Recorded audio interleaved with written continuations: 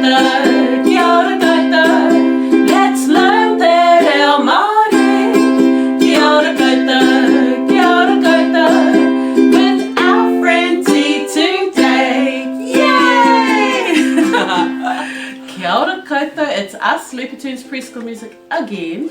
And we are here with our friend T from Manawataki, Te Manawataki. Kia ora.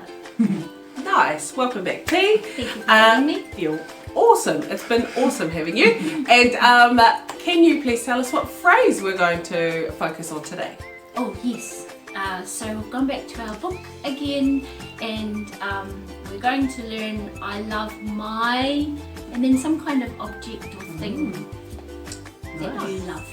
So Cool. in my case it'll be I love my book. I love my book. And how do you say that in Māori? E aroha nau ki taku puka puka. Nice. I love my book. What do you love, Leah? I love my game. Nice. I te reo Māori? E aroha ana aho ki taku kēmu. Nice. And I love my ukulele. E aroha ana au ki taku ukulele. Cool, nice. Alright, should we just break it down? So just those words, the new kupu is love, which is aroha. And what's the one for today, Leah? Taku. My.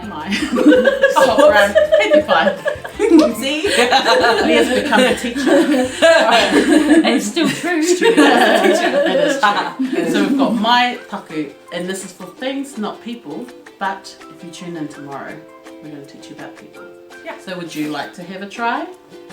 Did you say yes? Okay.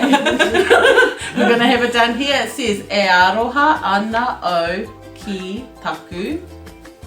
Tell us what you love. All right, ready? Tell us.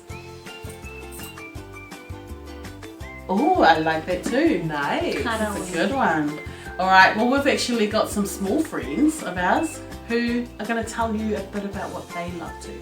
All right, shall we click our fingers and we'll pass it over to them? 3, 2, 1. I love my book.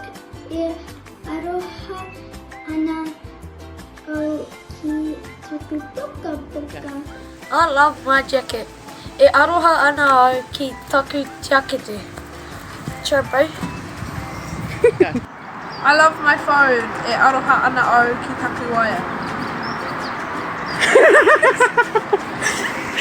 E aroha ana au ki taku mutuko wheru. That I love my car. I love my trampoline. E aroha ana au ki taku tūrapara.